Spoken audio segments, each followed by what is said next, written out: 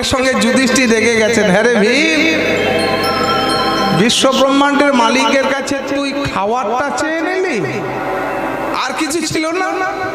দাদা আমি তো দুটো চাইবো বলেছি, এখনো একটা বাকি আছে। ভীম চেয়ে না, আমি যেন তোমাকে ডাকলে পাই, হরিবল হরিবল হরিবল,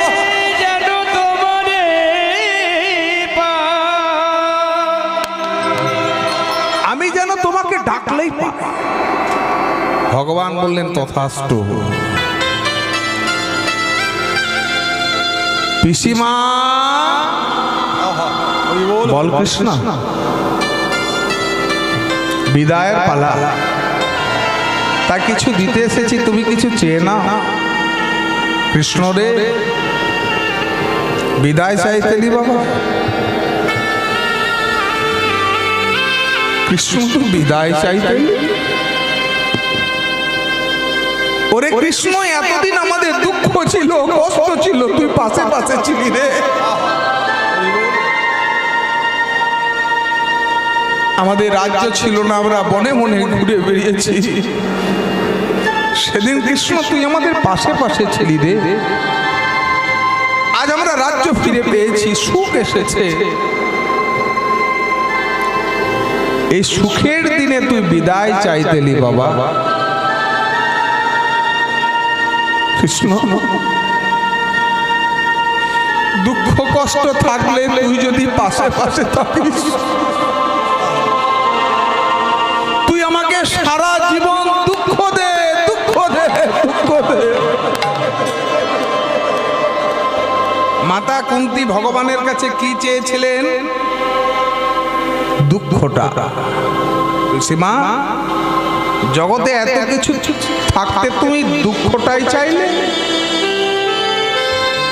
ঠিক আছে পিসিমা, আমি তোমাকে দুঃখই দিয়ে গেলাম, দুঃখই দিয়ে গেলাম। কলিযুগে তুলসীদাস বলেছেন না, দুঃখ পাইতে হরি ভজে, সুখে না ভজে কবি। যারা কৃষ্ণ সাধন ভজন করে তাদের দুঃখটা বেশি। দেবশ্রী নারদ প্রশ্ন করেছিলেন, প্রভু যারা তোমাকে ডাকে, তোমাকে যারা চায়, তাদেরকে তুমি বেশি দুঃখ কষ্টটা দাও কেন? দেবশ্রী, পরীক্ষা কাদের হয়? যারা পড়াশোনা করে, যারা স্কুলে যায়, অধ্যয়ন করে, তাদের তো পরীক্ষার হলে বসতে দেওয়া হয়। যারা স্কুলে যায় না, পড়াশোনা করে না, মাস্টারমশাই পরীক্ষার হলে বসতে দেবে? এই জগতে যারা কৃষ্ণ অধ্যয়ন করে, কৃষ্ণকে চায়, কৃষ্ণকে নিয়ে আলোচনা করে পেতে চায়, যারা ভক্ত, সেই ভক্তদেরই পরীক্ষা হয়, অভক্তের পরীক্ষা হয় না। হরিবল হরিবল।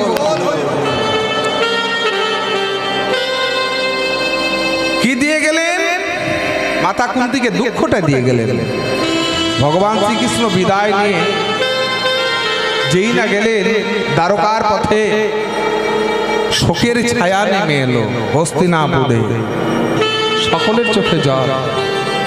মাতা কুন্তী নিজের হাতে রান্না করে 5 ছেলেকে ডেকে বললেন, যুধিষ্ঠির, ভীম, অর্জুন, নকুল, সহদেব, আয় তোরা খেয়ে নিবি, আয়।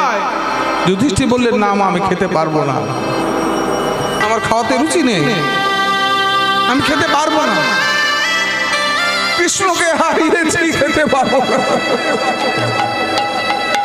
অর্জুন, খেয়ে নে। না মা, আমি খেতে পারবো না, রুচি নেই, রুচি নেই। নকুল সহদেব খেতে চাইল না। ভীম এগিয়ে এসে বলছেন, মা, দাদা ভাইরে যদি খাবারগুলো না খাবে আমাকে দাও, আমি একা খাবো। তো লজ্জা করে না? সারা জীবন তুই শুধু খাবার চিন্তা করে গেলি, শুধু খাই খাই, অন্য চিন্তা ভাবনা তোর হৃদয়ে নেই। কি বললে মা? আমি শুধু খাওয়ার চিন্তা করি, আর কোনো চিন্তা ভাবনা করি না? বলো মা, তুমি কি চাও? কি পেলে তুমি খুশি হবে? কি পেলে হস্তিনাপুরে খুশি ফিরে আসবে? পারবি? কৃষ্ণকে এনে দিতে পারবি?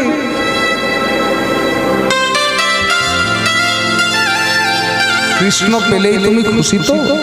হ্যাঁ, কৃষ্ণ পেলেই আমি খুশি। ভীমের গদাটা হলো 80 মন ভারী। সেই 80 মন গদাটা নিয়ে প্রাসাদের বাইরে এসে বন বন করে ঘোরাতে ঘোরাতে এই উপরে ছুড়ে দিয়েছে। বুক পেতে আছে, কৃষ্ণ তুই যদি না আসিস এই গদার আঘাতে আমি প্রাণে বিসর্জন দেব, প্রাণে বিসর্জন দেব। ভগবান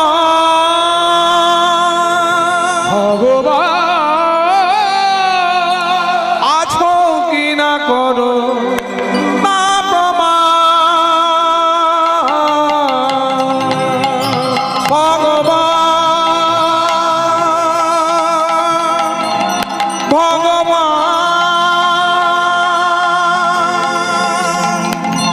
আছো কি না করো তা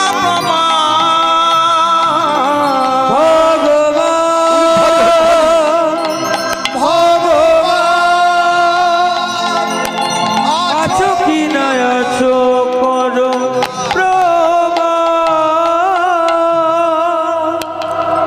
ভগবান শ্রীকৃষ্ণ দ্বারকায় গেছেন, রুক্মিণী সত্যভামা আস্তে এই বরণ করে নিলেন, চরণ ধোয়াতে গেলেন। ভগবান বলছে দাঁড়াও সত্যভামা, কেন? আমাকে আবার হস্তিনাপুরে ফিরে যেতে হবে এখন। কেন?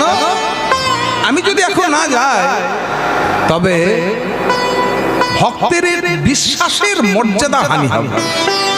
এক ভক্ত আমাকে ডাকে, এখনই আমাকে যেতে হবে। দ্বারকা থেকে ভগবান এলেন হস্তিনাপুরে, আর ওই যে ভীমের গদাটা উপরে বন বন করে ঘুরছিল, উপরে গিয়ে ডান হাত দিয়ে ধরে নিচে নেমে এলেন। বোকা গদাগার, এই নাও তোমার গদা। ভীম কি করলেন?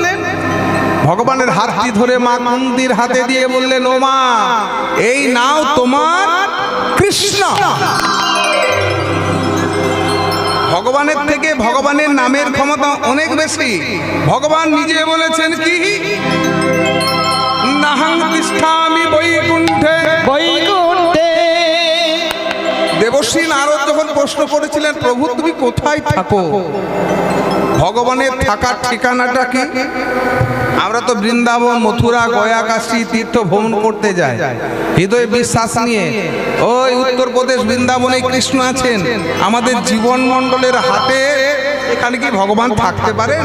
আমাদের মন্দিরটা ছোট, আর বৃন্দাবনে কত বড় বড় মন্দির।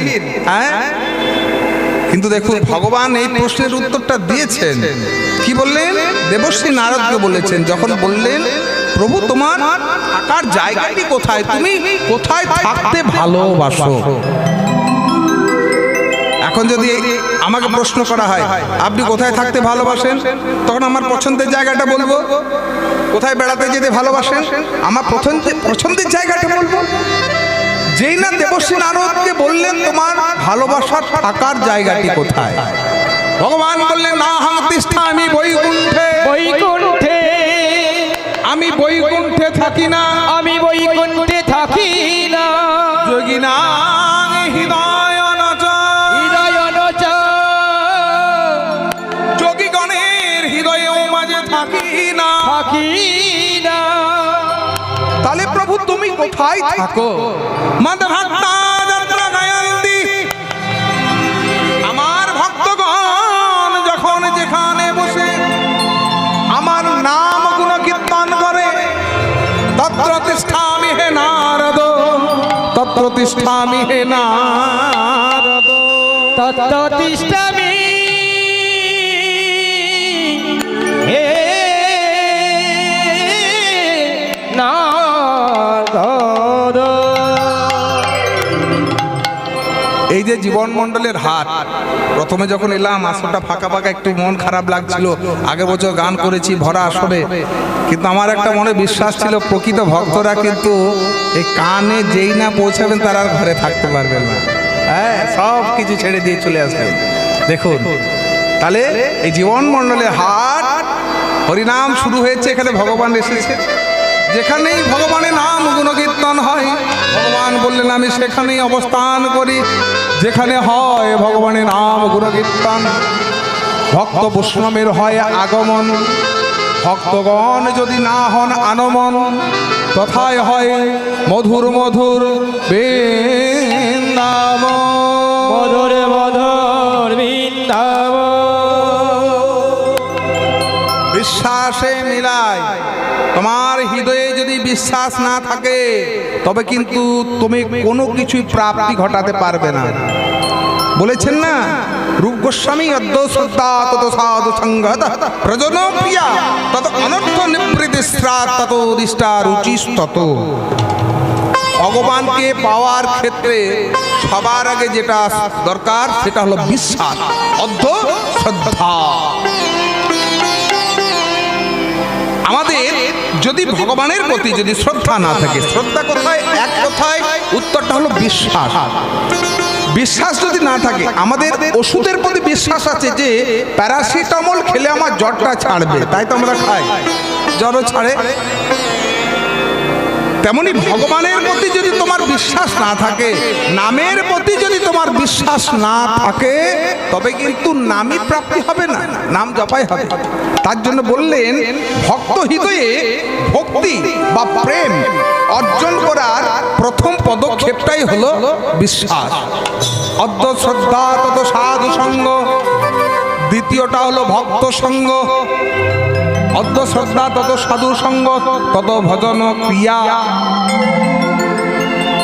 এই যারা আপনারা এসেছেন বিশ্বাস নিয়ে, এখানে কি সঙ্গ হচ্ছে? এই কাল পর্যন্ত কি পরশু অধিবাসের আগে পর্যন্ত হাট ছিল, সবাই বাজার পটল কত করে, ঝিঙে কত করে, তখন কিন্তু সাধারণ মানুষ ছিল, কিন্তু আজ তারা সব ভক্ত হয়ে এসেছে। এই যে ভক্ত সঙ্গ কত পবিত্র দেখুন। তত ভজনা ক্রিয়া। ভক্ত সঙ্গ লাভ হলে কি হয়? সাধক তখন ভজন ক্রিয়া শুরু করে, ততই অনর্থ নিবৃত্তি সাধ। তখন আসে জীবনে অনর্থ নিবৃত্তি, তত নিষ্ঠা রুচি তত। তখন নিষ্ঠার সঙ্গে রুচির সঙ্গে নাম ভজন শোধন করে। রুচির সঙ্গে মনে বোঝেন, দেখবেন এই কাল যেখানে কালকে নবদ্বীপে কীর্তন করছিলাম, হ্যাঁ, মদন মোহনতলা নিত্যানন্দের বংশধর, সেখানে তা অনেকে দেখছি মালা জপ করছে, আবার দেখছি কেউ মালা জপ করতে করতে সংসারে গল্প করছে। তাহলে নামে অরুচি। রুচির সঙ্গে যদি তুমি একটু খাও সেটা কিন্তু তোমার শরীরে কাজে লাগবে, আর অরুচি করে খেলে কি হয় বাবা? সেটা বদহজম হয়ে যায়। রুচির সঙ্গে তুমি যদি একবার কৃষ্ণ নাম জপ করো তাতেই ফল, আর অরুচির সঙ্গে 1000 নাম জপ করলেও কোনোদিন ফল নাই।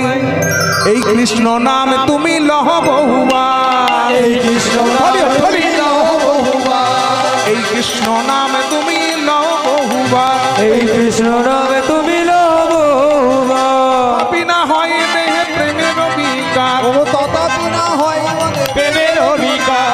জানিবে যে সেই দেহে অপরাধ প্রচুর, জানিবে যে সেই দেহে অপরাধ প্রচুর। কৃষ্ণলতা বীজ তাহে না হয় অঙ্কুর, ও কৃষ্ণলতা বীজ দাহে না হয় অঙ্কুর। এক কৃষ্ণ নামে যত পাপ হরে, পাপীর সাধ্য নাই তত পাপ করে। এই কৃষ্ণ নাম তুমি লও বহুবার, তথাপি না হয় দেহে প্রেমের বিকার, জানিবে সেই দেহে অপরাধ প্রচুর। কৃষ্ণ সাধন ভজন করো কিন্তু অপরাধ মুক্ত হয়ে। কোন অপরাধ? সামাজিক অপরাধ, চুরি ডাকাতি, এগুলো হলো সামাজিক অপরাধ। ভক্তির রাজ্যে 64 প্রকার অপরাধ রয়েছে, তার মধ্যে হলো 32 প্রকার সেবা অপরাধ, আর 32 প্রকার হলো নাম অপরাধ, 10 প্রকার আবার দেখুন রয়েছে বৈষ্ণব অপরাধ। একদিকে আমি বৈষ্ণব অপরাধ করব, নাম অপরাধ করব, একদিকে মাছ মাংস খাবো, সেই কথা তুলতে চাই না। নাম অপরাধ আছে, সেবা অপরাধ আছে। আমি মানুষ হয়ে জন্মগ্রহণ করেছি, নাম ভজন করছি, কিন্তু অপরাধ মুক্ত নয়। একদিকে নাম ভজন করছি, অন্যদিকে বৈষ্ণব অপরাধ করছি, নাম অপরাধ করছি, সেবা অপরাধ করছি। এই অপরাধ মুক্ত হয়ে যতদিন না নাম ভজন করছি ফল হবে না, যতই তুমি মালা জপ করো। অপরাধ মুক্ত হতে হবে। গলায় ব্যথা, ঠান্ডা লেগেছে, ডাক্তারবাবু বললেন এই ওষুধগুলো খেয়েও আর ফ্রিজের জল খেয়ে না, বলে না? হ্যাঁ, ঠান্ডা লাগিয়েছ, ফ্রিজের জল খেয়ে। হ্যাঁ ডাক্তারবাবু, এই ওষুধ দিলাম, একটু গার্গেল করবে আর ফ্রিজে জল খাবে না। ডাক্তারবাবু দেওয়া ওষুধগুলো খাচ্ছি আর কোল্ড ড্রিঙ্কস খেয়ে যাচ্ছি, গলা ব্যথা কমবে কি? হ্যাঁ, একদিকে আমি হরিনাম করছি, ঠক ঠক করে মালা জপ করছি, অন্যদিকে আমি সেবা অপরাধ করছি, নাম অপরাধ করছি, বৈষ্ণব অপরাধ করছি। যতই তুমি সাধন ভজন করো, নামে প্রাপ্তি হবে না। তার জন্য কি বলেন, এটা দৃষ্টি তম কি এই নামের এত দয়া, এত কৃপা। যদি পুজো করতে যায়, যারা ব্রাহ্মণ আছে নিশ্চয় জানেন, আমি ব্রাহ্মণের ছেলে, তাই পুজো একটু আমাদেরকে করতে হয়। পুজো করতে বসলে কিন্তু বাবা যে কোনো বস্ত্রে বসা যায়, শুদ্ধ বস্ত্র পরিধান করতে বসে প্রথমে কি করতে হয়, আচমন করতে হয়। এই যে আচমন করতে হয়, নম বিষ্ণু নম বিষ্ণু নম বিষ্ণু তদ বিষ্ণু পরমং পদং সদা পশ্যন্তি সূরয় দীবিব চক্রাতকম অপবিত্র পবিত্র বা সর্ববস্তগত বা যাশ্বর পুণ্ডরীকাক্ষং সভাজ্য অভ্যন্তরীণ সূচি নম শ্রীহরি নম শ্রীহরি নম শ্রীহরি। তাহলে পুজো করতে বসতে হলে প্রথমেই আচমন করতে হয়, জলশুদ্ধি করতে হয়, পুষ্প শুদ্ধি করতে হয়, আসন শুদ্ধি করতে হয়, তারপর পুজো শুরু হবে। কিন্তু ভগবানের নাম বলার জন্য কোনো শুদ্ধতার প্রয়োজন নাই। হরিবল হরিবল। মহাপ্রভু বলেছেন, খাইতে শুইতে নাম যথা যথা লয়। খাওয়ার সময় করা যায়, শোয়ার সময় করা যায়। এই কথাটা মহাপ্রভু কখন বললেন জানেন? মহাপ্রভু যখন সন্ন্যাস ধর্ম গ্রহণ করে নীলাচলের পথে যাচ্ছিলেন, একটি 5 বছরের ছেলে ছিল, তার নাম হলো গোপাল। সে মহাপ্রভু সেবা করত। এবার মহাপ্রভু অশুচি ক্রিয়া করছেন মাঠের মধ্যে বসে, এই জিভ দিয়ে দাঁতটা চেপে ধরে আছে।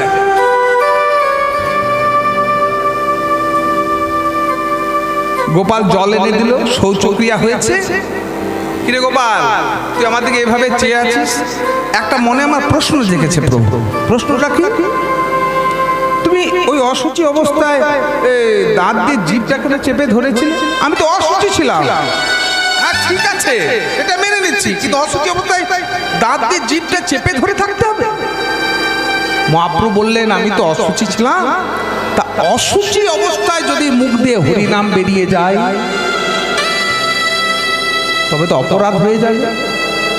গোপাল তখন বলছেন, প্রভু ওই অবস্থায় যদি কারো মৃত্যু হয়, তবে তো সে নাম থেকে বঞ্চিত হবে। সে বুঝতে পারছে যে আমি অশুচি রয়েছি, আমি মারা যাব, এখন আমার ভগবানকে ডাকা দরকার। তাহলে তো সে ডাকতে পারবে না, নাম থেকে বঞ্চিত হবে। মহাপ্রভুর মাথায় হাত। তিনি কি জানেন না? কিন্তু অন্য ভক্তের মুখ দেখে বলিয়ে তিনি প্রচার করছেন। গোপাল রে, এটা তো আমার জানা ছিল না, তুই আমায় জানালি রে। যার কাছ থেকে কিছু শেখা যায় সে তো গুরু হয়ে যায়। ওরে গোপাল, আজ থেকে তুই হলি আমার গোপাল গুরু। পশু করে পাঠিয়েছ, এরপরে যে কুলে জন্ম হোক, কি এ মানুষ পশু, পাখি কুলে জন্ম, পাখি কুলে জন্ম নিলে, অথবা কীট পতঙ্গে, কীট পতঙ্গে কর্ম বিপাকে, পুন পুন গতাগতি, পুন পুন গতাগতি, মতিরহ তুয়া পর সঙ্গ, মতিরহ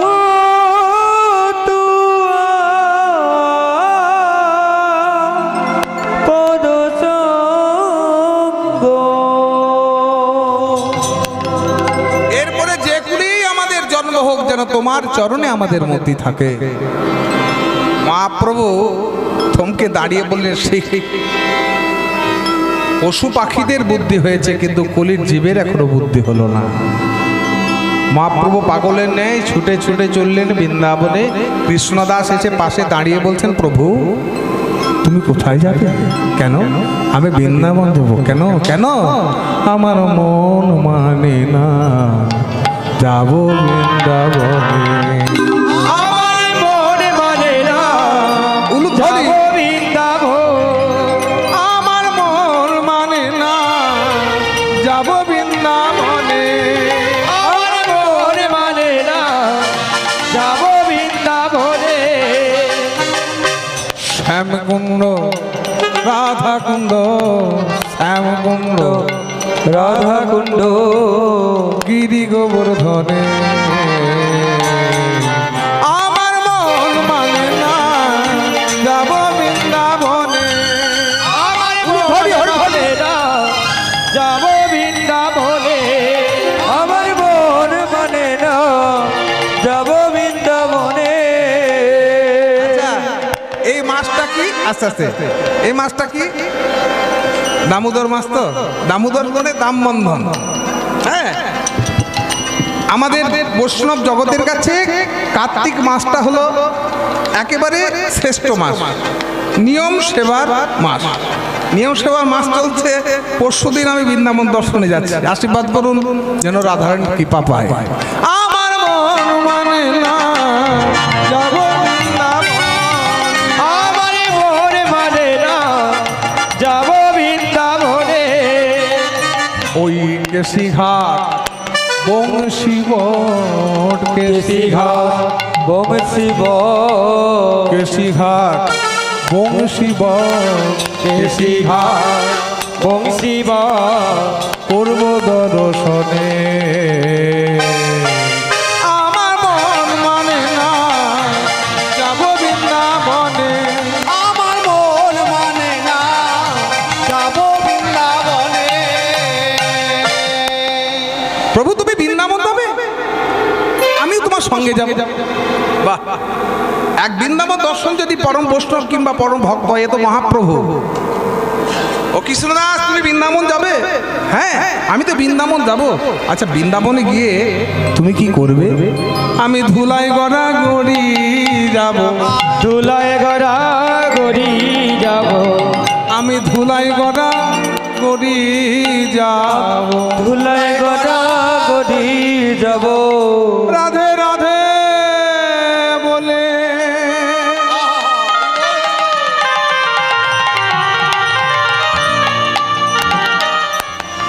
রাধে রাধে বলে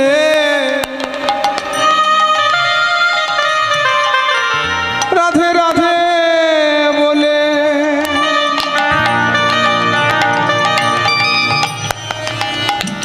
আমি কেঁদে বেড়াবো। আমি ধুলাই গড়া গড়ি যাব। ওই রাধে বলে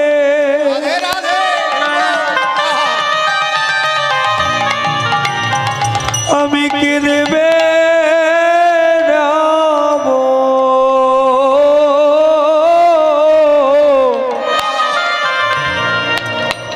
আমি ধুলায় গড়া গড়ি দেব। জয় রাধে। আচ্ছা, কারা কারা বৃন্দাবন দর্শন করেছেন একটু হাত তুলে জানাবেন। হ্যাঁ, বৃন্দাবন কারা কারা দর্শন করেছেন?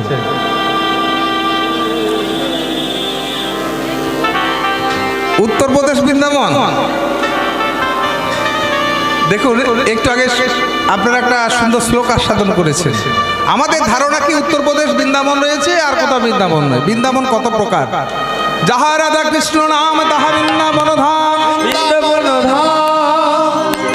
এই জীবন মন্ডলের হাট এখন বৃন্দাবন ধাম, যেখানেতে হয় গো রাধা গোবিন্দের নাম। উত্তরপ্রদেশ বৃন্দাবন হলো লীলাক্ষেত্র বৃন্দাবন। আর এই যে নব বৃন্দাবন, ভক্ত বৈষ্ণবের আগমন হয়েছে। মহাপ্রভু চললেন বৃন্দাবনে। ভমিতে ভমিতে উন্মত্ত চিতে, ধনিতে উন্মোচিত হরে। ভমিতে ভমিতে উন্মত্ত উন্মত্ত চিতে অমিতে ধ্বনিতে উন্মত্ত চিতে ভ্রময়ে মোহন ওই কৃষ্ণদাস কহে আগে কালী দহ করহ দর্শন ওই কৃষ্ণদাস কহে আজ কালি দহ করো দরস। বৃন্দাবনে সর্বশ্রেষ্ঠ বড় সাক্ষী কোনটা বলুন তো? যে দাপর যুগ থেকে এখন রয়েছে সেই কদম্ব বৃক্ষ তেমনি আছে উলুধ্বনি। কদম্ব বৃক্ষ অমনি আছে, ওই কদম্ব বৃক্ষ তেমনি ওই কদম্ব বৃক্ষ তেমনি আছে। কৃষ্ণ লীলা সাক্ষী দিতে কদম্ব বৃক্ষ তেমনি আছে। ওই কৃষ্ণ লীলা সাক্ষী দিতে কদম্ব বৃক্ষ তেমনি ওই কৃষ্ণ লীলা সাক্ষী দিতে কদম্ব বৃক্ষ তেমনি ওই আছে। কৃষ্ণ লীলা সাক্ষী দিতে কদম্ব বৃক্ষ তেমনি আছে। কদম্ব বৃক্ষ তেমনি আছে।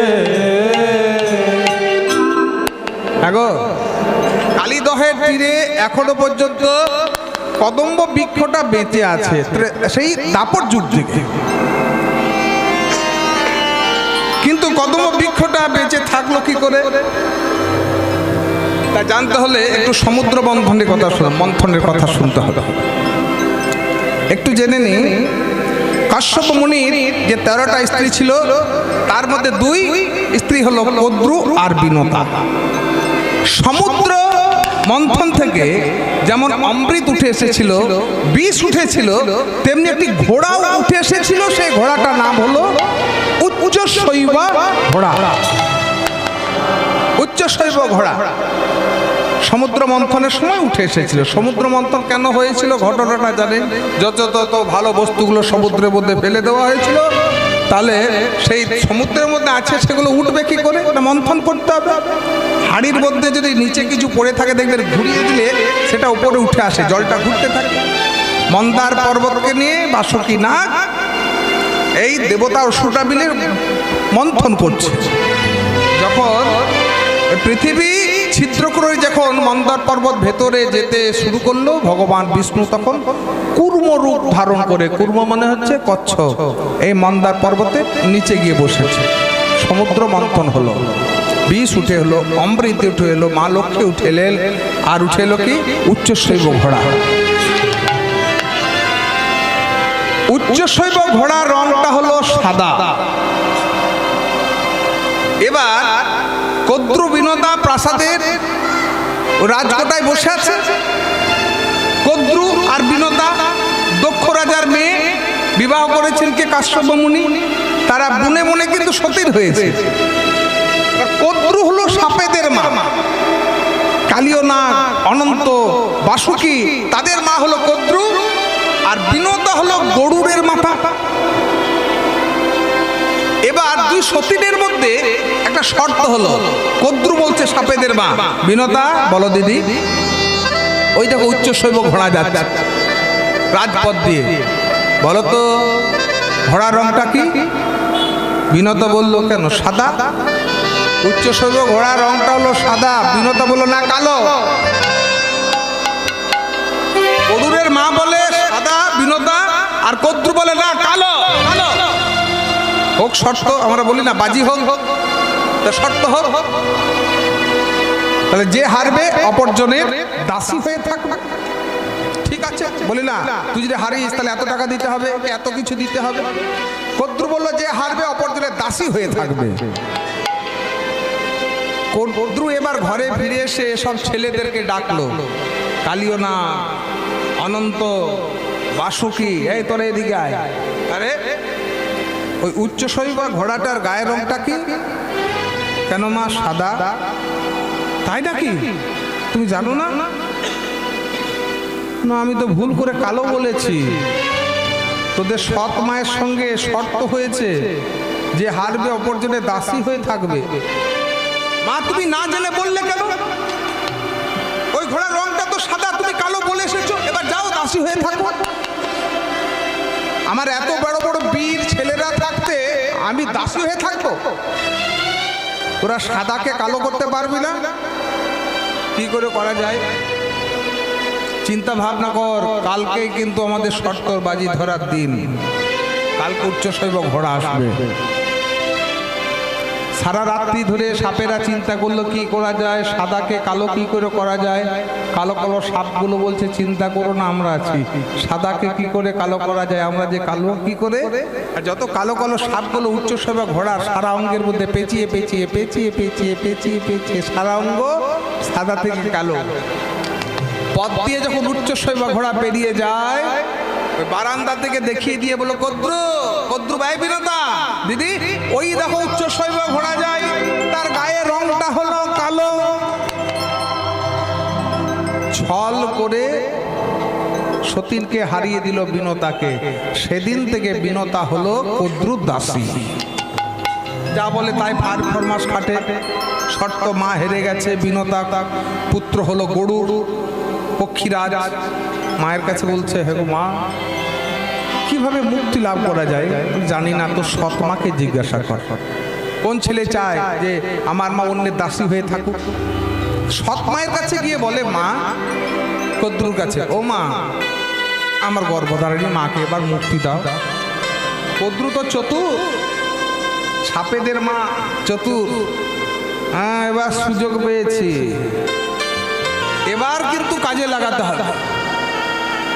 এই গরু বলো, মা তোর মাকে ছেড়ে দিতে পারি, কিন্তু একটা শর্ত। শর্ত কি? চন্দ্রলোক থেকে তুই যদি সুধা এনে দিতে পারিস। এই সুধাটা উঠেছিল সমুদ্র মন্থনে, চন্দ্রলোকে আছে। আর একমাত্র চন্দ্রলোক থেকে সুধা হরণ করতে পারবে একমাত্র গরু। গরু ছাড়া কেউ পারবে না। কেন?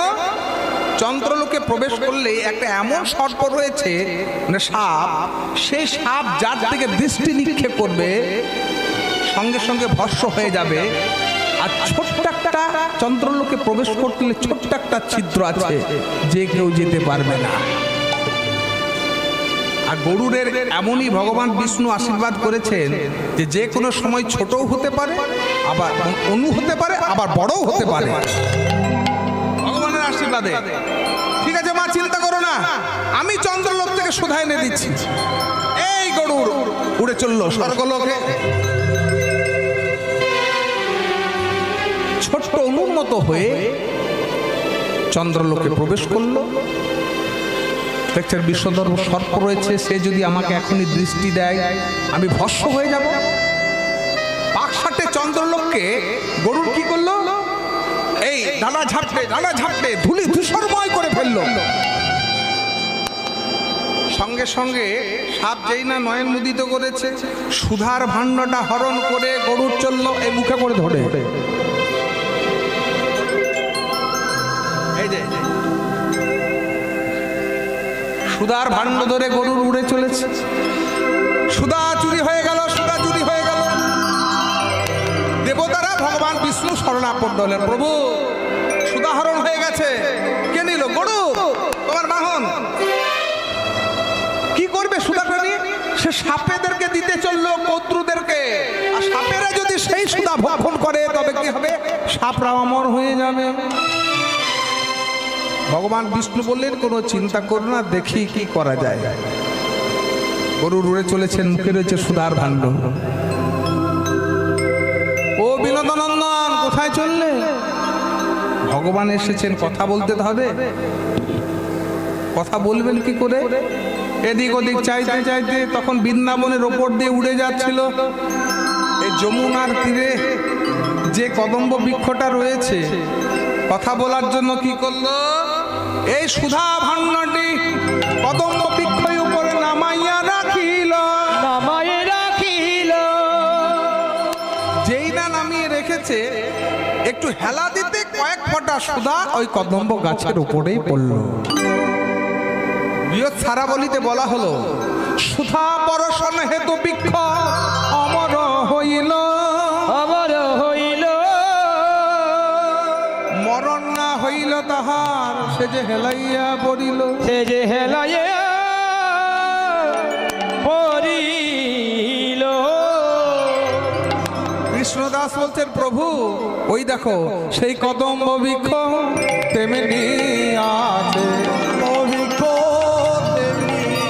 ও যে কৃষ্ণ লীলা সাক্ষী দিতে কদম্ব বৃক্ষ তেমনি আমাদের কৃষ্ণ লীলা সাক্ষী দিতে কদম বৃক্ষ তেমনি আছে। এবার দেখুন মহাপ্রভু কি বলছেন কাহা মোর মাতা কাহা মোর পিতা মোর মাতা কাহা মোর পিতা কাহা মোর মাতা কাহা মোর পিতা কাহাবার মাতা কাহাবার পিতা কাহা মোর গোপীগণ। কাহাবার গোপীগণ। আচ্ছা মনে একটা প্রশ্ন জাগবে, এই প্রশ্নটা আমার 8 বছর বয়সে বৃন্দাবনে পেয়েছিলাম। মহাপ্রভু বলছেন কাহা মোর মাতা কাহা মোর পিতা। মহাপ্রভুর কলিযুগে মা বাবার নাম হলো, মা হলেন সচিমা, পিতা জগন্নাথ মিশ্র, কিন্তু বৃন্দাবনে গিয়ে মা বাবার খোঁজ করছেন কেন? দেখুন বৃন্দাবনে গিয়ে মহাপ্রভু মা বাবার খোঁজ করছেন। দাপট যুগে মা বাবা বন্ধু সখাদের শ্রীদাম সুদাম। দাপট যুগে মহাপ্রভু কে ছিলেন এই তত্ত্বটা আপনাদের জানা আছে, তাই তো? কে ছিলেন? কৃষ্ণ। দাপট যুগে ভগবান শ্রীকৃষ্ণ কলিযুগে গৌর হয়ে এসেছে, কিন্তু কৃষ্ণ কলিযুগে গৌর হয়ে এলেন কেন? কারণটা কি? ভগবান কেন আসেন সেটা আমরা জানি, সনাতন ধর্মের মানুষ, যে যুগধর্ম পালনের জন্য, দুষ্টুকে দমন করবার জন্য, সাধু পরিত্রাণের জন্য ভগবান যুগে যুগে অবতীর্ণ হন। কিন্তু যুগধর্ম পালন, দুষ্টু দমন সৃষ্টির পালনের জন্য একটা অংশ অবতারকে পাঠিয়ে দিলে হতো। ধরুন আপনাদের পাড়াতে ঝামেলা হচ্ছে, থানার বড়বাবু ছোটবাবুকে পাঠিয়ে দিলে হয়তো ঝামেলাটা মিটে যাবে। এই ছোটখাটো যান তো ছোটবাবু একটু দেখে আসুন। এমন একটা ঝামেলা হয়েছে সেখানে থানার বড়বাবুকেই যেতে হবে। এলাকার লোক দাবি করছেন বড়বাবুকে আসতে হবে, তখন বড়বাবু না এলে হবে না। তেমনি ভগবানকে স্বয়ং কলিযুগে আসতে হলো। এতটাই আমাদের সমস্যা। ভগবান দেখলেন অন্য কাউকে পাঠালে হবে না, ভগবানের অংশ অবতার আছে না, মীন কুর্ম বরাহ নৃসিংহ বামন, এই যে অবতারগুলো এগুলো হলো ভগবানের অংশ অবতার, পূর্ণ অবতার নয়। পূর্ণ অবতার হলেন শ্রীকৃষ্ণ মহাপ্রভু, পূর্ণ অবতার। কিন্তু কলিযুগে ভগবানকে কেন আসতে হলো তার প্রধান মুখ্য কারণটা শ্রীমদ্ ভাগবতের একটা শ্লোক আস্বাদন করুন। কি বললেন? কলদশ নিধে রাজনস্তি এক মহান গুণ কীর্তনাদেব কৃষ্ণস্য মুক্ত সঙ্গ পরঙ্গমজে কৃতে যথায় বিষ্ণু হৃদয়াং যজে দেবখাইয়া তাপরে পরিচর্যয় কলতাধরি কীর্তনা। কলতারি কীর্তন।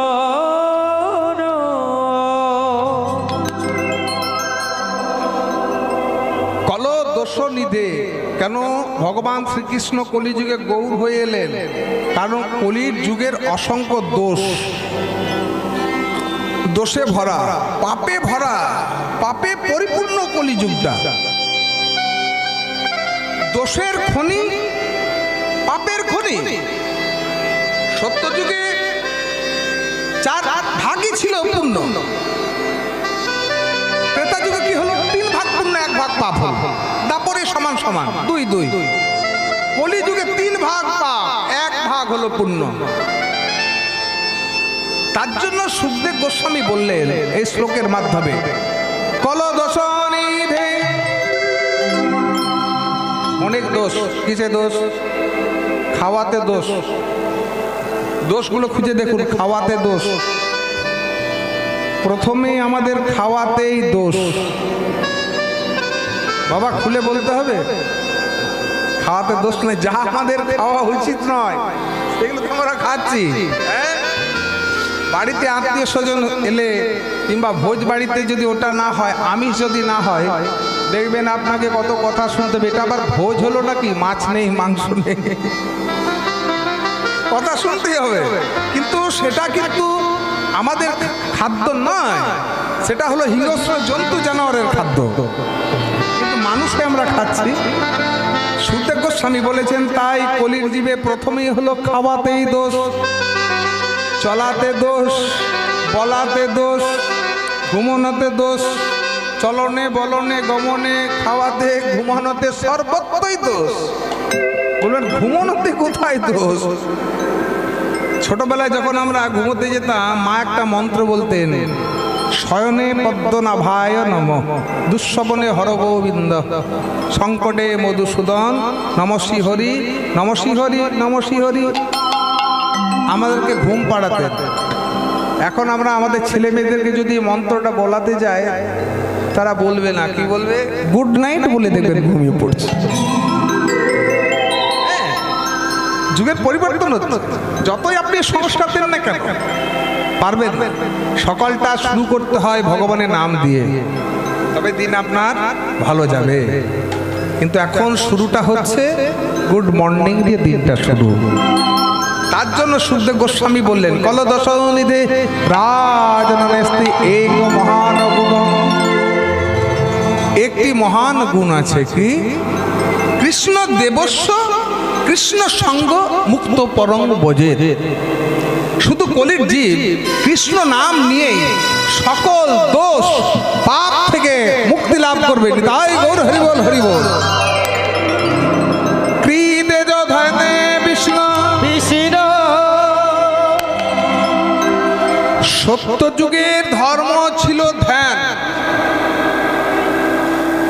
হাজার হাজার বছর ধরে সত্য যুগের মানুষ ধ্যান করতেন। সত্য যুগের মানুষের আয়ু ছিল 1 লক্ষ বছর, লম্বাই ছিল নিজের হাতের 21 হাত, আর ভগবানকে লাভ করতেন ধ্যানের মাধ্যমে। কলিযুগের মানুষও ধ্যান করে, কিন্তু আধ ঘন্টা 1 ঘন্টার বেশি ধ্যান করতে আমরা পারি না। কালকে পরীক্ষা করে দেখবেন, বাড়ির কুল দেবতার সামনে পদ্মা আসনে বসে চোখ বন্ধ করে একটু ধ্যান করার চেষ্টা করবেন। ওই 8 ঘন্টার বেশি চোখ বন্ধ করে থাকতে পারবেন না, কখন আপনি ঘুমিয়ে যাবেন। আর যত সংসারের কুচিন্তাগুলো মাথার মধ্যে কিলবিল কিলবিল করে, মেয়ের বিয়ে দিতে হবে, ছেলের চাকরি হলো না, ব্যবসাটা ঠিক মতো চলছে না, আয় সংসারটা চললো, কাল কি করে চলবে। তাহলে কলিযুগের মানুষ ধ্যান করবে কি করে? সামর্থ্য নেই। না ধ্যানাং। এই সত্য যুগ শেষ হলে এলো ত্রেতা যুগ। ত্রেতায় যাজে দেমা খাইয়া জগতে মাথইয়া। ত্রেতা যুগ আসতেই মানুষের আয়ু কমে গেল। 1 লক্ষ থেকে একটা শূন্য বাদ দিলে কত হয়? 10,000 বছর। লম্বাই হলো নিজের হাতের 14 হাত। আর ত্রেতা যুগের মানুষ ভগবানকে লাভ করতেন যজ্ঞর মাধ্যমে। বৃহস্পতি যজ্ঞ ছিল, অশ্বমেধ যজ্ঞ ছিল। হাজার হাজার বছর ধরে ত্রেতা যুগের মানুষ যজ্ঞ করতেন। কলিযুগের যজ্ঞ আছে। আমার জীবনে তো 3 বার যজ্ঞ হয়ে গেছে, অন্নপ্রাশনে, পৈতের সময়, বিবাহের সময়। কিন্তু আমাদের যজ্ঞটা দেখবেন আধ ঘন্টা থেকে 1 ঘন্টার মধ্যে যজ্ঞ শেষ। সেদিন একটা যজ্ঞ হচ্ছিল গৃহ প্রতিষ্ঠা। ঠাকুর মশাই দেখছি ওই যজ্ঞের মন্ত্র বলা থেকে বিয়ের মন্ত্র বলাচ্ছেন। প্রজাপতি ঋষি গায়ত্রী চন্দ্র অগ্নি দেবতা বিনিয়োগ। পাশে বসেছিলাম, পরে ঠাকুর মশাইকে বললাম, ঠাকুর মশাই আপনি গৃহ প্রতিষ্ঠার মন্ত্র বলার দিকে দেখলাম বিয়ের মন্ত্র বলিয়ে দিলেন। আপনি পুজো জানেন? হ্যাঁ, আমি তো ব্রাহ্মণের ছেলে, সবার সামনে বললাম না। বলছেন আর বলবেন না, আরো দুটো আমার পুজো ধরা আছে, তো তাড়াতাড়ি করতে গিয়ে একটু ভুল হয়ে গেছে। এই যুগটা চলছে এরকম। যজ্ঞ দেখবেন আপনি ঘি টানতে যান, খাওয়ার ঘিয়ের দামটা বেশি, কিন্তু যজ্ঞর ঘিয়ের দামটা একেবারে কম। ভেজাল তো। আমরা কিন্তু সেই ভেজাল ঘিটাই দিই। হ্যাঁ, যজ্ঞ যেখানে সেখানে করা যায় না। আপনারা সামবেদ খুলে দেখুন, সেখানে সুন্দর বলা আছে পবিত্র মাটিতে যজ্ঞ করতে হয়। পোড়া মাটি, যেখানে কোনোদিন আগুন স্পর্শ করেনি। কিন্তু শাস্ত্র বলল কলিযুগে পবিত্র মাটির বড় অভাব। কেন অভাব? না, যে মাটিতে গো হত্যা হয়, যে মাটিতে পশু হত্যা হয়, সেই মাটি কোনোদিন পবিত্র থাকতে পারে না। আমরা জোর করে যজ্ঞ করছি, তার জন্য দেখবেন নদীর বালি এনে যজ্ঞকুণ্ড তৈরি করা হয়, যজ্ঞকুণ্ডের উপরে দেওয়া হয়, সেখানে কোনোদিন আগুন স্পর্শ করে না। তাই কলির জীব যজ্ঞ করতে জানে না। এলো দাপর যুগ, দাপরে পরিচর্যায়ং। দাপর যুগ আসতেই মানুষের আয়ু কমে গেল। 10,000 থেকে একটা শূন্য বাদ দিলে হয়ে যায় 1000 বছর। লম্বায় হয়ে গেছে 7 হাত। আর ভগবানকে লাভ করতেন পূজা অর্চনার মাধ্যমে। কলিযুগে পূজা হয়, ঘরে ঘরে পূজা হয়, কিন্তু পূজাটি কেমন? ও গো পূজার থালায় আছে আমার ব্যথার শতদল। ও গো পূজার থালায় আছে আমার ব্যথার শতদল। হে দেবতা রাখো সেথায়, হে দেবতা রাখো সেথায় তোমার পদদ্বার। পূজার থালায় আছে আমার ব্যথার শতদল। ও গো পূজার থালায় আছে আমার ব্যথার শতদল। আমরা পুজো করতে যাই, সংসারের অভাবের কথা ভগবানকে বলি, দুঃখের কথা বলি, কষ্টের কথা বলি। নিবেদনের কুসুম সহ লহ হে না আমায় লহ। নিবেদনের কুসুম সহ লহ হে না আমায় লহ। যে আগুনে আমায় দহ, সে আগুনে আরতি দি। জেলেছি ও জল, পূজার থালায় আছে আমার ব্যথার শতদল। ও গো পূজার থালায় আছে।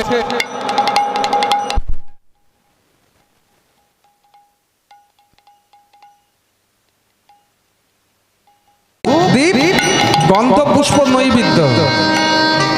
যে নয়নে জ্যোতি মিলে কাঁদিয়ে পলে পলে মঙ্গল ভরেছি না সেই নয়নের জলে। যে চরণে করো আঘাত প্রণাম লহ সেই পায়ে না। যে চরণে করো আঘাত প্রণাম লহ সেই পায়ে না। নিত্য তুমি করলে দেহা, হে দেবতা লও সে হাতে অর্ঘ সুমঙ্গল। পূজার থালায় আছে আমার ব্যথার শতদল। ও গো পূজার থালায় আছে আমার ব্যথার শতদল। ও গো পূজার থালায় আছে আমার ব্যথার শতদল। আমরা তো পূজা করি। পূজা কাকে বলে? পয়ে পবিত্র হর্ষ উপচার বর্গী জয় জপ আকারে হলো আচার। পবিত্র উপাচারে জপ আচার। আগে নিজেকে পবিত্র হতে হবে। কিভাবে পবিত্র হওয়া যায়? পুজো করার সময় গায়ে একটু গঙ্গায় জল নিয়ে নিলাম, বাইরেটা পবিত্র হলো, কিন্তু ভেতরটা পবিত্র হবে কি করে? তুমি তো যত অনাচার অত্যাচার করেছো দেহের মাঝে, কত অত্যাচার করেছো, যা খাওয়া উচিত না তাই তুমি খাইছো। পূজা দুদিন আগে মাছ মাংস খেয়েছো, আজ তুমি বলছো পূজা করতে বসলে। পয়ে পবিত্র হাস্য উপাচার বর্গী জয়ে জপ আকারে হলো আচার। পবিত্র উপাচারে নিজেকে আগে পবিত্র করো। উপাচার কি? ভগবানকে দেওয়ার জন্য দামি দামি ফল মিষ্টান্নর প্রয়োজন নেই, বড় বড় মন্ত্র বলার প্রয়োজন নেই। মন্ত্র দিয়ে তো কোনোদিন পূজা হয় না। রামকৃষ্ণ ঠাকুর, আমি ব্রাহ্মণের ছেলে, সত্য কথা বলে দিয়ে গেলাম, আপনারা শাস্ত্র ঘেটে দেখে নেবেন মন্ত্র কথাটার অর্থ কি। জড়া জোড়ং সমাজক্তাং বর্ধন্দুগ্ধ সেকরম লোচনত্র সত্তাং কুন্দন্দ সত্রীসরম অতোতি পুষ্পবর্ণা ভাগ সুপ্রতিষ্ঠাং শ্লোজলম নভো যৌবন সম্পন্নং সর্ব আভরণ ভূষিতম সুচারু দর্শনত্তৎ পীয়নত প্রয়োধরম। এই মন্ত্রটা হলো মা দুর্গার ধ্যান, এত বড় আছে। ত্বং সাহা ত্বং সুদা ত্বং হি বদরগারতরাত্মিকা সুদা তমক্ষরে নিত্যং তীরমাত্রা সিগাসিদা অর্ধমাত্রা সিদা নিত্যয়ানুচার্য বিশেষতঃ তমবং সা ত্বং সাবিত্রী ত্বং দেব জননী পরা তৈয়তে ধার্যতে সর্বং তৈয়তে সিজ্জতে জগৎ তৈয়তে। শেষ হবে না, এটা চণ্ডীপাঠ। এই মন্ত্রগুলোকে যদি ঘেটে দেখেন বাংলায় যদি করা যায়, কি অর্থটা দাঁড়ায়? জটা জুটাং সমাযুক্তাং, হে মা দুর্গা তোমার জটা জুট দ্বারা আবৃত মধ্যেন্দ্রকৃত শেখরাম। মধ্য ইন্দু, ইন্দু মনে হচ্ছে চাঁদ। তোমার কপালে যে ফোঁটাটি রয়েছে দেখে মনে হচ্ছে যেন একটা চাঁদ। লোচন ত্রয়, লোচন মনে হচ্ছে চোখ, ত্রয় মনে হচ্ছে তিনটি। লোচন ত্রয় সংযুক্তাং, তোমার রয়েছে তিনটি চোখ। সেটা সংস্কৃত ভাষায়, কিন্তু বড় বড় মন্ত্র বলে ভগবানকে পাওয়া যায় না। যদি থাকে শুদ্ধ মন্ত্র কি বা হবে শুদ্ধ মন্ত্র, যদি থাকে শুদ্ধ মন্ত্র কি বা হবে শুদ্ধ মন্ত্র, যদি থাকে শুদ্ধ মন্ত্র কি বা হবে শুদ্ধ মন্ত্র, যদি থাকে শুদ্ধ মন্ত্র কি বা হবে শুদ্ধ মন্ত্র। তাহলে যদি থাকে শুদ্ধ মন্ত্র,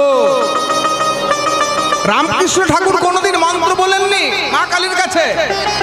কি বলেছেন? নে মা, খা মা। নালিশ গেল রানী রাসমণির কাছে, কি ঠাকুর এনেছেন মা, পুজো জানে না কেন? পাগলা ঠাকুর, কোনো মন্ত্র বলে না, নে মা খামা, এটা কি মন্ত্র হলো? রানী রাসমণি তো পরম ভক্ত, তিনি বললেন উনি মাকে যা বলে যেটা নিবেদন করেন সেটাই মন্ত্র হয়ে যায়। ভক্তি ভরে আপনি যেভাবে ডাকছেন, যেটা বলো মা গো আমি মন্ত্র জানি না, তন্ত্র জানি না, তোমাকে দোয়া করতে আমার কিছু নেই, ভক্তিটা হলো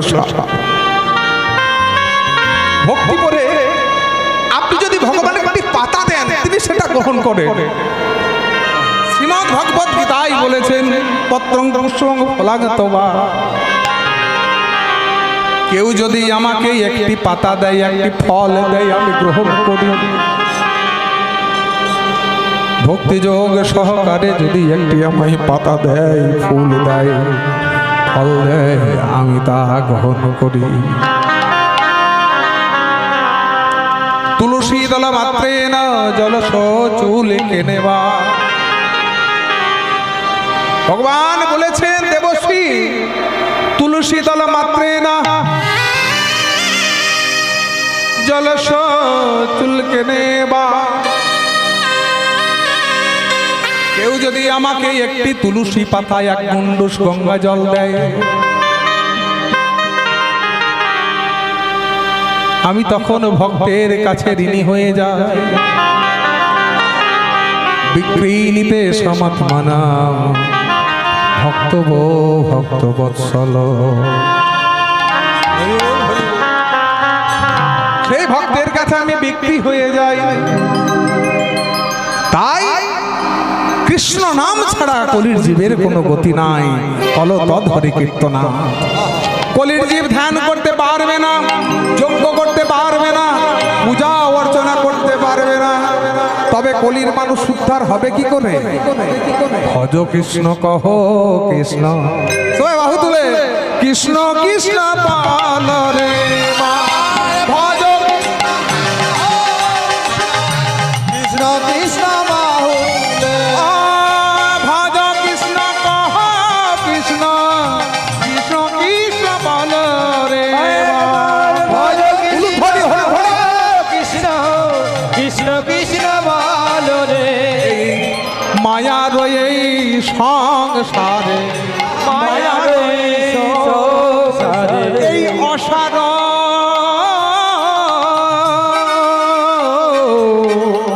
মায়ের একটু জোর করে হরি ধরি উলুদ ধরি।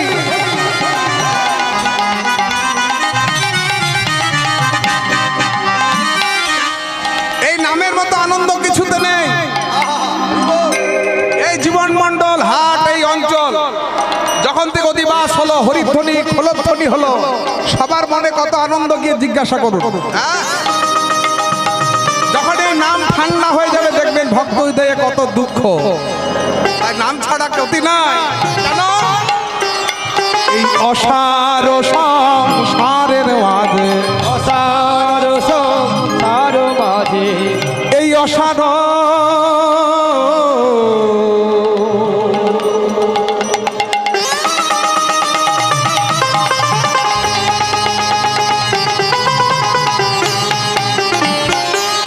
এই অসার সংসার সংসার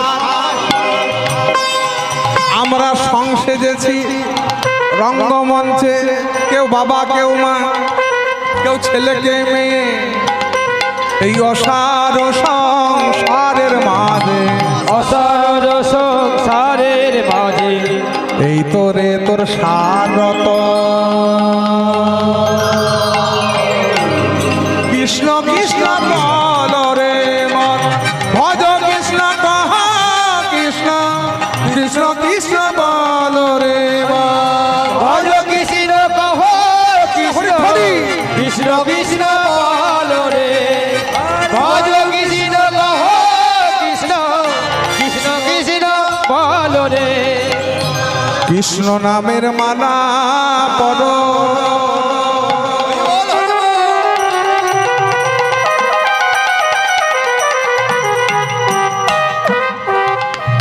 এই হরি নামে আসুন এদিকে আসুন।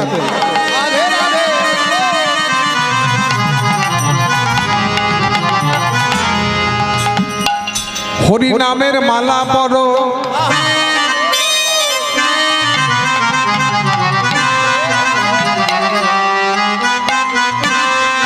এই কৃষ্ণ নামে কৃষ্ণ নামের মালা পর,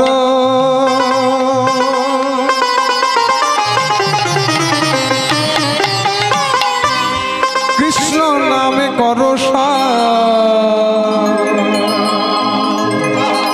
কৃষ্ণ নামের মালা পড়ো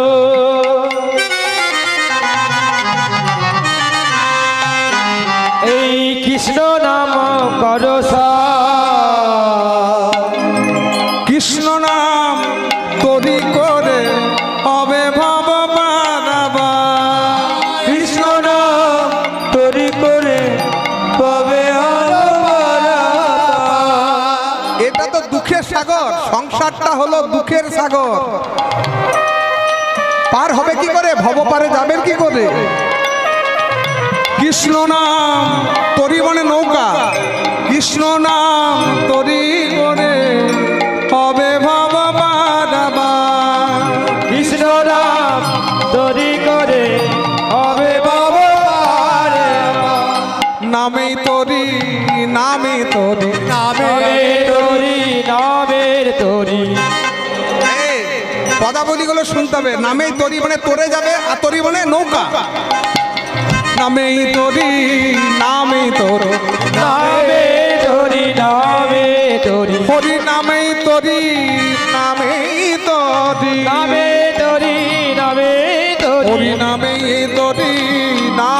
তোরে নামে তোরি নামে তোরি নাম ভজ অনুভা কৃষ্ণ কৃষ্ণ বল রে মন ভজ কৃষ্ণ কাহা কৃষ্ণ কৃষ্ণ কৃষ্ণ বল রে মন ভজ কৃষ্ণ বহ কৃষ্ণ কৃষ্ণ কৃষ্ণ বল রে হরিব হরিব হরি হরিব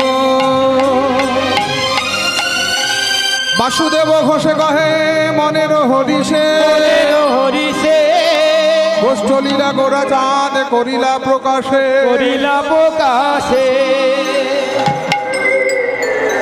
আচ্ছা ভগবান শ্রীকৃষ্ণের কত প্রকার লীলা আছে জানা আছে? হ্যাঁ শুনে নিন, দুই প্রকার লীলা।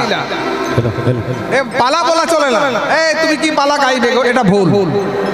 আমি জীবন মণ্ডলে হাটে 3 বছর গান করছি, অনেক জ্ঞানী ভক্তরা আছেন, তারা কীর্তন এদিক ওদিক শুনে বেড়ান, আর এই গ্রামের মানুষরা কীর্তনটা খুব ভালো বোঝে। আমার 3 বছরের অভিজ্ঞতা থেকে বলছি, তারা কিন্তু কীর্তনটা এতটাই বোঝেন, এত ভক্তরা রয়েছেন, খাঁটি কীর্তনটা। আমরা দক্ষিণ 24 পরগনা কিন্তু বেছে বেছে আসর নেই, সব আসরে যেতে চায় না, আগে তার ব্যাকগ্রাউন্ডটা ঘেটে দেখি। কি সুন্দর আপনাদের পরিবেশটা দেখুন, প্রতিটি মানুষ কিভাবে মন দিয়ে কীর্তন শুনছেন। এই যে একটা সংস্কার, প্রকৃত খাঁটি কীর্তনের মর্যাদা দেওয়া, কীর্তন তো এটা এটা এই জীবন মণ্ডলের হাটে আমি পেয়েছি। তো যাই হোক, ভগবানের কিন্তু পালা বলা যায় না, যাত্রা পালা নাটকের পালা হতে পারে, কিন্তু ভগবানের কিন্তু হলো লীলা। এই পালা আমরা কখন বলি, এবার কার পালা পড়েছে গো, আমি এখন পালা না, আমি এখন গাইছি, এরপরে অমুকের পালা আছে, সেই পালা থেকে পালাটা এসে গেছে। কিন্তু ভগবানের লীলা হলো 2 প্রকার লীলা, একটা হলো নিত্য লীলা, দ্বিতীয়টা হলো নৈমিত্য লীলা। নিত্য লীলা, নিত্য মানে যে লীলা ভগবান প্রত্যেক দিন করেন। অষ্টপ্রহর, 8টি প্রহর কি কি? প্রাতঃ, পূর্বাহ্ন, মধ্যাহ্ন, অপরাহ্ন, সায়ং, প্রদ্যুষ, নিশি, প্রত্যুষ বা নিশান্ত। এখন কি, এখন সময়টা হলো পূর্বাহ্ন। পূর্বাহ্ন, এই সময় ভগবান কি লীলা করেন, সকাল থেকে যেটা অষ্টকালীন যখন হয়, সকালে রসোদ্গার হয়, আর এই সময়টা ভগবান মায়ের কাছে ক্ষীরসর নবনী খেয়ে কোথায় যায়? গোষ্ঠে যায়। ভগবান শ্রীকৃষ্ণকে তাহলে ভগবান যিনি বিশ্ব ব্রহ্মাণ্ডের মালিক, তিনি গরু চড়ালেন কেন, আজ সেই কথা আমরা শুনব। কতগুলো গরু, কতজন সখা, গরু নয় ধেনু। তাহলে এই সময়টা ভগবান প্রত্যেক দিনই গোষ্ঠে যান। আবার গোষ্ঠে গিয়ে লীলা হচ্ছে সূর্য পূজা, সেটা হলো নিত্য লীলা। ফেরত গোষ্ঠ, প্রত্যেকদিন গোষ্ঠে যখন যাচ্ছেন ফিরে আসছেন, সেটা হলো ফেরত গোষ্ঠ। সন্ধ্যাবেলা হলো রূপ, ভগবান শ্রীকৃষ্ণের রূপ বর্ণনা রাধারানি করছেন, তারপর হলো আক্ষেপ, তারপর হলো রাস, শেষে হলো কুঞ্জ বিলাস, আবার অনেক জায়গায় স্বপ্ন বিলাস কিংবা অলস দেওয়া হয়। তাহলে এই যে 8টি প্রহর চলেছে, সেটা হলো নিত্য লীলা ভগবানের। আর নৈমিত্য লীলা, যেমন যে লীলা তিনি একবারই করেছেন, গিরি গোবর্ধন ধারণ, কালীয় নাগ দমন, অগাসুর, বগাসুর, ধেনুকাসুর বধ, এগুলো তিনি একবারই করেছেন, সেইগুলোকে বলা হয় নৈমিত্য লীলা। তবে জীবন মণ্ডলে হাটের মানুষ যেহেতু আমাকে ভালোবাসেন, একটা আমি প্রপোজাল আপনাদেরকে দিতে পারি। আপনাদের যেহেতু 3 দিন ধরে হচ্ছে, শেষের দিনটা যদি অষ্টকালীন করেন, আমার মনে হয় খুব ভালো হবে, দেখবেন খুব আনন্দ পাবেন। ওই রসোদ্গার দিয়ে শুরু করুন, এক শিল্পী রসোদ্গার গাইবেন, এক শিল্পী এসে গমন গোষ্ঠ গাইবেন, এক শিল্পী এসে সূর্য পূজা গাইবেন, তারপরে সন্ধ্যায় উত্তর গোষ্ঠ গাইবেন, তারপরে ভগবান শ্রীকৃষ্ণের রূপ বর্ণনা হবে, তারপর রাস। শেষের দিনটা, এটা কি 24 পর হয় না, পরশু পর্যন্ত।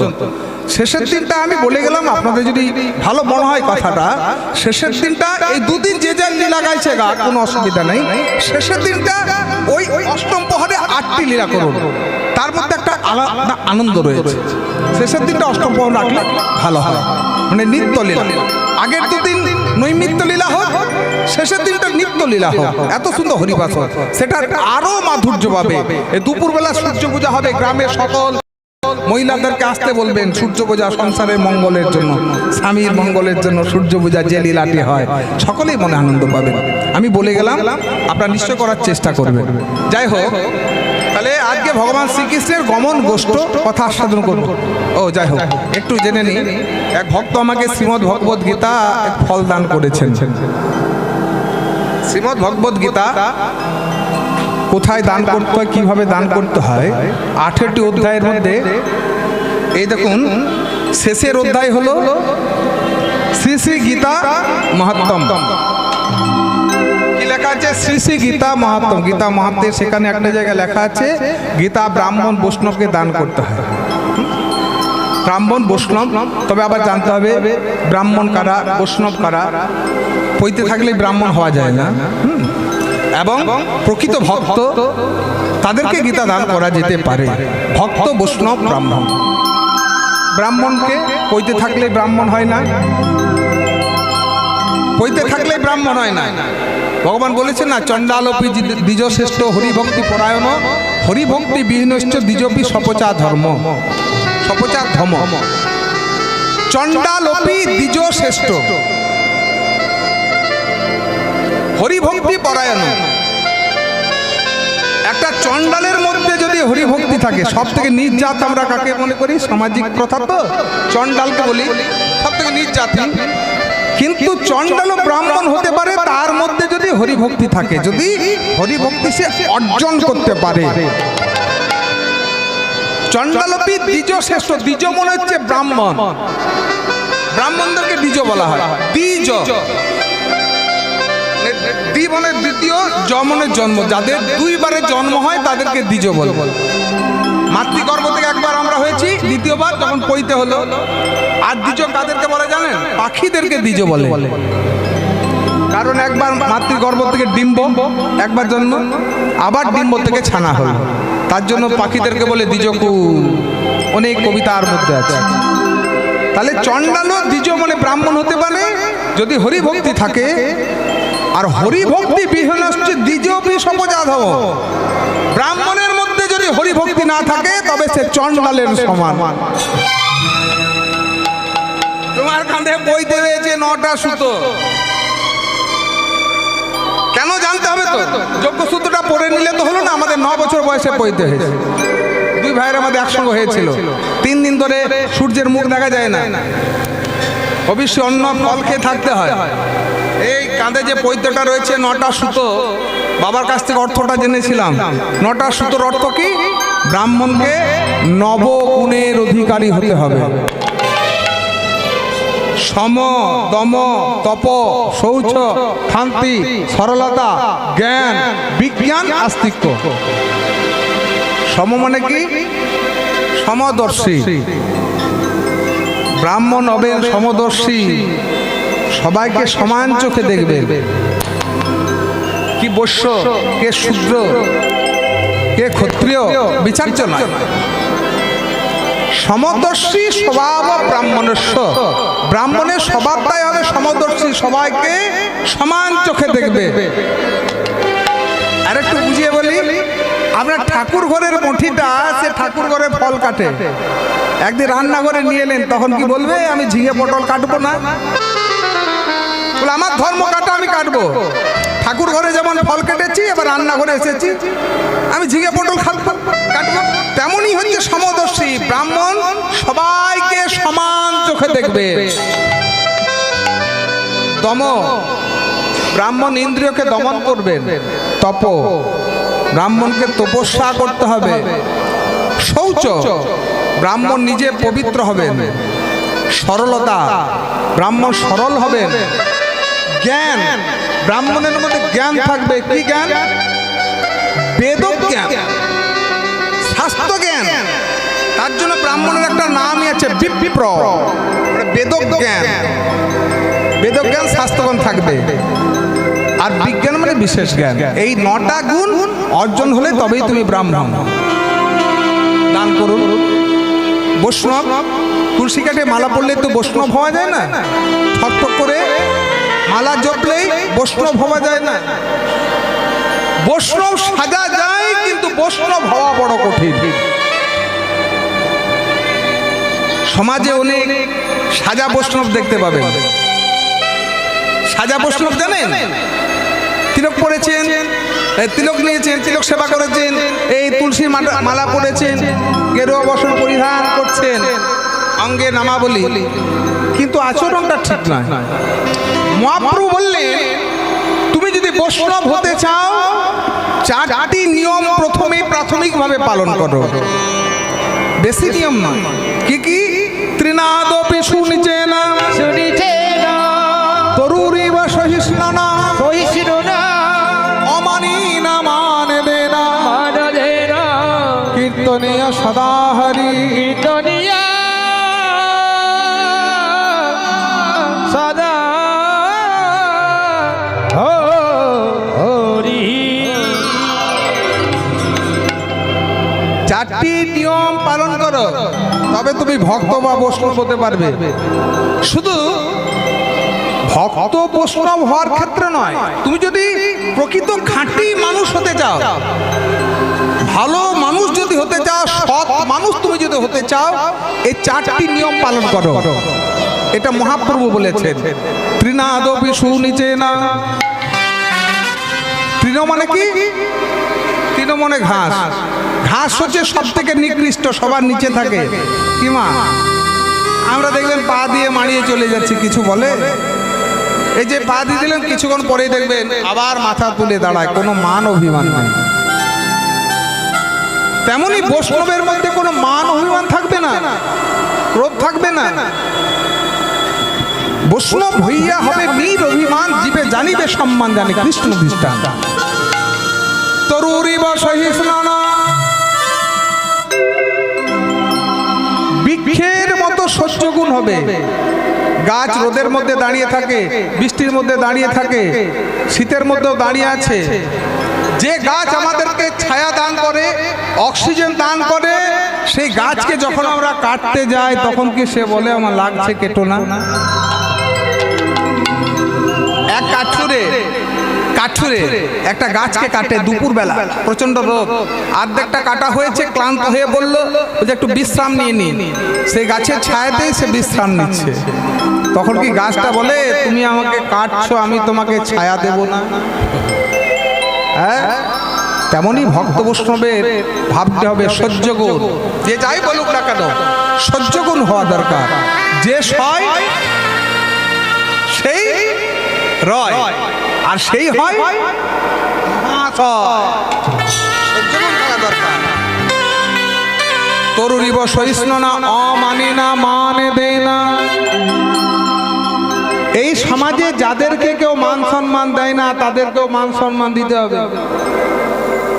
আমরা কুকুর বেড়ালকে মান সম্মান দিই না, লাত দিয়ে মারি। কিন্তু ভক্ত বৈষ্ণবের এমন স্বভাব তো আশা করা যায় না। তুমি ভক্ত বৈষ্ণব হবে কি করে? একটা কুকুর বিড়ালকে তুমি অসম্মান করছো। দেখবেন দামি গাড়ি থেকে যখন কেউ টাই কাট পড়া কোনো বাবু নামছেন, তখন আমরা কি বলি? আসুন বাবু, আসুন আসুন আসুন। একটা রিক্সাওয়ালা গরিব মানুষ, এই রিক্সা যাই যাই যা, রিক্সা তুই তোকারে শুরু হয়ে যায়। এটা তো মানুষের কর্তব্য নয়। মহাপ্রভু সেটাই বোঝাতে চেয়েছেন, এই সমাজে যাদেরকে কেউ মান সম্মান দেয় না, তুমি তাদেরকে মান সম্মান দাও। সবার আগে আমাকে মান সম্মান করলো, সে পরোয়া করলে হবে না। আমি একটা কাজ করছি সম্মানের আশায়, মানের আশায় না। প্রকৃত ভক্ত বৈষ্ণব কোনোদিন মান সম্মানের আশা করে না। তারা বেশি প্রকাশ করতে চায় না। আর লকডাউনের সময় কেউ 1 কেজি চাল দিয়ে 10 জন ধরে আছে, ছবি তোলা হচ্ছে, দেখো আমি সামাজিক কাজ করছি। কিন্তু বৈষ্ণবরা গোপনে মানুষের সেবা করেন, প্রকাশ করেন না।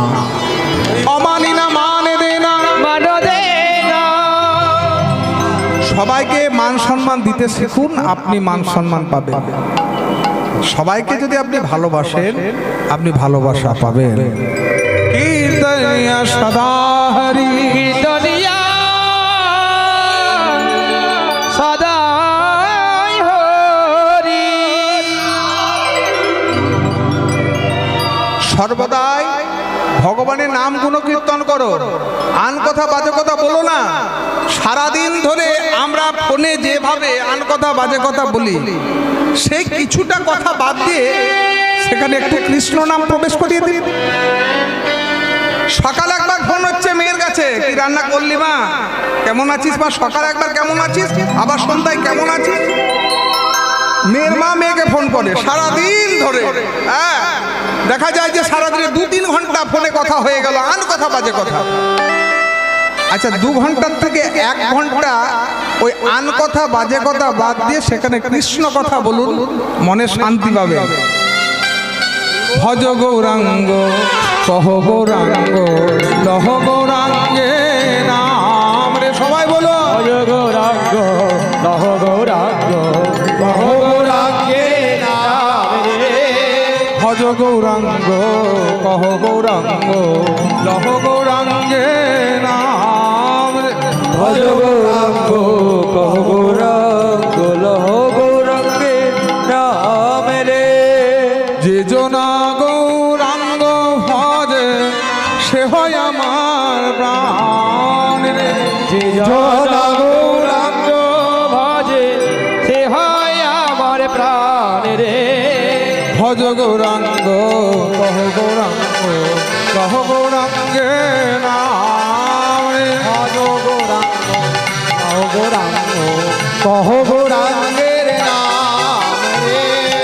প্রভাতে উঠিয়া যেইজন বলে গৌরে নামে রে, সবাই বলো প্রভাতে উঠিয়া যেজন বলে গৌর নাম রে।